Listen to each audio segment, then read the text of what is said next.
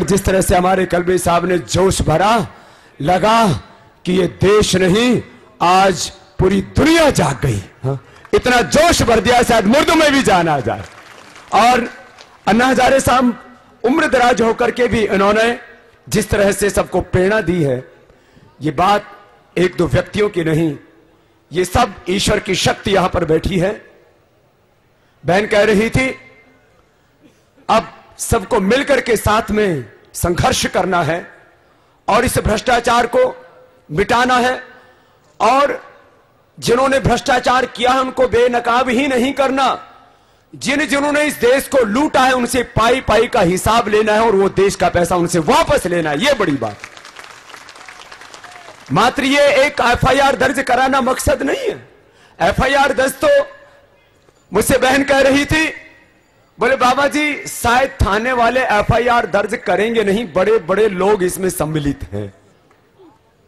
ये बहन के शब्द हैं, जो हमारे देश की सबसे पहली महिला आईपीएस है और पुलिस का तजुर्बा जिनको पूरी जिंदगी भर का है। बोली बाबा जी ये हमारी एफआईआर दर्ज नहीं होगी। मैंने कहा क्यों?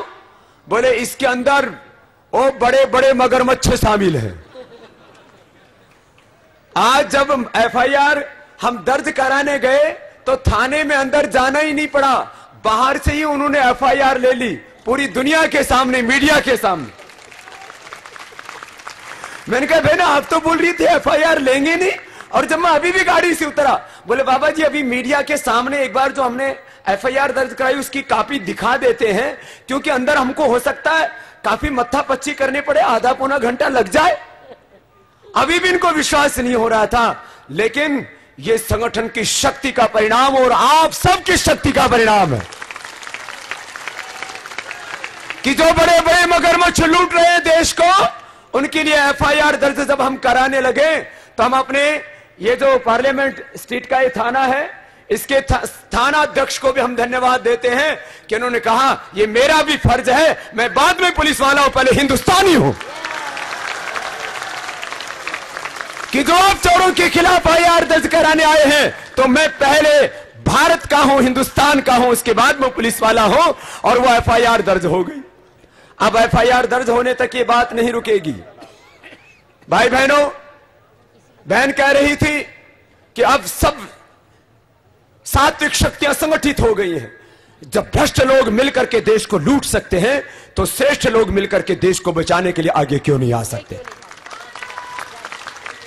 और यह काम हो चुका है अब शुरू। माना कि लूट का सिलसिला तो बहुत पहले से जारी है।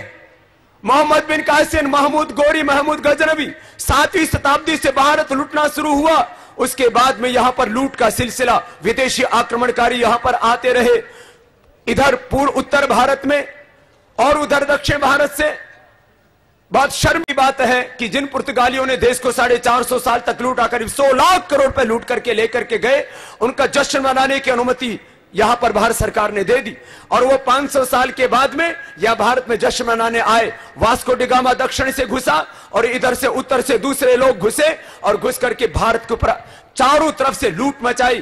पहले यहां पर यह 7वीं शताब्दी से जो लूट हुई, इसमें मुगल आए, शक आए, हूण आए, पुर्तगाली आए, डच आए, फिर अंग्रेज आए। अंग्रेज भी 350 से 400 लाख करोड़ रुपए लूट करके लेकर के गए। और उसके बाद में अब मुझसे एक भाई ने पूछा, बोले भारत सरकार को आप क्या कहेंगे? बाबा जी भारत सरकार और अंग्रेजी सरकार में क्या अंतर है? मैंने कहा भारत सरकार और अंग्रेजी सरकार में कोई अंतर नहीं है। वो भी लूट करके देश का धन बाहर लेकर के जाते थे, ये भी लूट करके लेकर के जाते, खाली चेहरे बदले हैं, चरित्र किसी का नहीं बदला। सरकार में अंतर का।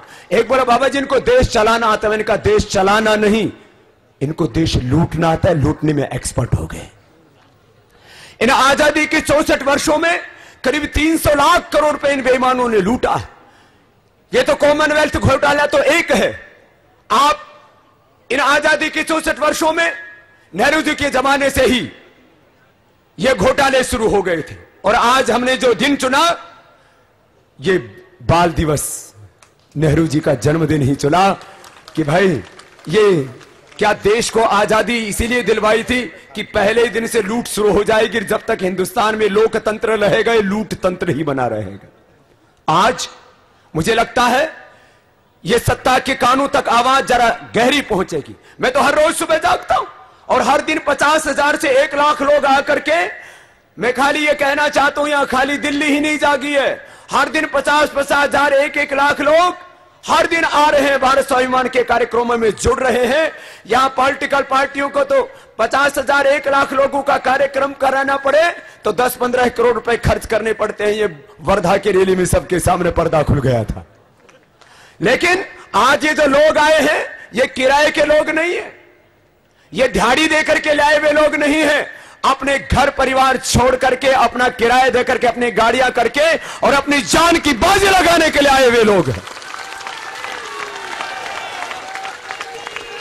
और ये खाली हरियाणा के, गाजियाबाद के, नोएडा के, फरीदाबाद के, गुड़गांव के, माने हरियाणा, उत्तर प्रदेश, एनसीआर क्षेत्र के और दिल्ली के ही लोग नहीं, आज पूरा हिंदुस्तान जाग गया है। और ये बेईमान नहीं सुधरे तो जैसे कलवे साहब ने कहा कि ये सुधर जाएंगे तो तर जाएंगे, नहीं तो थोड़े दिनों की बाद सत्ताओं से उतर जाएंगे। अब ये जंग खाली जंतर मंत्र के ऊपर मैं पहली बार आया हूं जिंदगी में। मैंने जंतर मंत्र बहुत सुना था, हम तो बचपन में तो मंत्र पढ़ते रहे, बचपन में मंत्र पढ़ते रहे। जंतर मंत्र तंत्र जो है, जो दे के नाम पर जो ढोंग पाखंड होता रहा, उसका विरोध करते रहे। मुझे नहीं पता था साधना करते करते हमको भी जंतर मंत्र पर आना पड़ेगा। साधना करने वाले जब सड़कों पर आ जाएं तो समझ लेना एक बहुत बड़ी क्रांति शुरू हो चुकी। आज ये जंतर मंत्र के ऊपर मैंने पूछा, भाई कितने लोग पहले यहां पर इकट्ठे हुए? बोले बाबा जी यहां पर इतने लोग कभी इकट्ठे नहीं हुए। आज जंतर मंत्र पर आपने एक इतिहास यहां पर बनाया है। और ये वो सभ्य लोग हैं, वो डॉक्टर हैं, वो आईएएस हैं, वो आईपीएस हैं, वो जजेज हैं, यहां वो देश के वो बुद्धिशाली लोग हैं जिनके पास में दिल है, जिनके पास में दिमाग है और इस देश को बदलने की ताकत है। यहां पर ये जो है, मैंने कहा कोई किराए के लाए हुए लोग नहीं है। मैं एक बात ही कहना चाहता हूं, लूट का सिलसिला बहुत पहले से जारी हुआ और 300 लाख करोड़ रुपए से ज्यादा बेईमानों ने लूट लिए। और अब जो लूटे ये एक घोटाला है जो आप अभी कॉमनवेल्थ घोटाला सुन रहे हो। इससे पहले इस देश में कितने घोटाले हुए आपने सुना? इस देश में जो है बोफोर्स घोटाला एक बड़े नाम में चर्चा में आया। बोफोर्स घोटाले जिन लोगों ने किया उनको कोई सजा मिली? चारा घोटाला जिन लोगों ने किया उनको सजा मिली? चीनी घोटाला, अनाज घोटाला, यूरिया घोटाला, यहां तो कोई चीज बची नहीं। अब तो फ्रिज घोटाला, अब तो सारी चीज, कोई चीज घोटाले से छूटी नहीं है। आजकल घोटालों की भरमार है, लेकिन किसी को कोई नशा, आजादी के 64 वर्षों के बाद भी एक भी घोटालेबाज को सजा नहीं मिली और जिसने घोटाला किया उससे पैसा वापस वसूला नहीं गया। आज तो ये जंग शुरू हुई है, आगे जंग बहुत दूर तक जाएगी। मैं आपसे 2-4 ही बातें कहना चाहता हूं कि आज जैसा कि अन्ना हजारे साहब ने कहा और भाई कलवे साहब ने कहा, यह जंग खाली जंतर मंत्र पर नहीं, ये 6,38,365 गांवों में यह जंग शुरू हो चुकी है। और अब यह देश में से भ्रष्टाचार खत्म होगा और भ्रष्टाचार ही खत्म नहीं होगा। ये अभी तो खाली कॉमनवेल्थ को हमने पकड़ा, इसके बाद आदर्श सोसाइटी घोटाला और इससे पहले आपने सुना आईपीएल घोटाला। अब बताओ, आईपीएल घोटाला जिन लोगों ने किया उनको किसी को सजा मिली? आईपीएल घोटाला करने वाले कुछ लंदन में जा बसे, कुछ इधर उधर जो है कर दिया गया, किसी को कोई भी नहीं पता कि वो हजारों करोड़ रुपए कहां गया। ये मात्र एक घोटाले की बात नहीं, ये आईपीएल घोटाले की बात नहीं, कॉमनवेल्थ घोटाले की बात नहीं, ये खाली आदर्श सोसाइटी का घोटाले की बात नहीं। और हर राज्य के अंदर जो है सीएलयू के नाम पर जो जमीनें एग्रीकल्चर की होती हैं उनको कॉमर्शियल कन्वर्ट करने के नाम पर कितने हजारों करोड़ रुपए के हर रोज घोटाले होते हैं। और अभी तो पिछले सारे घोटालों का रिकॉर्ड तोड़ दिया ये 2G स्पेक्ट्रम घोटाले ने। और कितनी बेशर्मी से सरकार कहती है कि 1,76,000 करोड़ रुपए का घोटाला हुआ ही नहीं। माने एक तरफ चोरी और दूसरी तरफ सीना चोरी। 1,76,000 करोड़ रुपए का घोटाला हुआ है, ये कैग की रिपोर्ट कह रही है। और सरकार, मैंने पूछा भाई बात क्या है? केंद्र सरकार की ओर से जो सुप्रीम कोर्ट में हलफनामा दिया गया वो उसी मंत्रालय का एक अंडर सेक्रेटरी व्यक्ति है। अब जो एरा जाके सेक्रेटरी है वो ये कभी कहेगा कि हमने चोरी की है? दरअसल अब एक नई रचना करनी पड़ेगी। ये ए राजा की बात नहीं, 1,76,000 करोड़ तो ए राजा खा गया। ए राजा, वो राजा, न जाने कितने राजा, कितने राजकुमार, कितनी रानियां यहां पर बैठी हुए लूटने के लिए।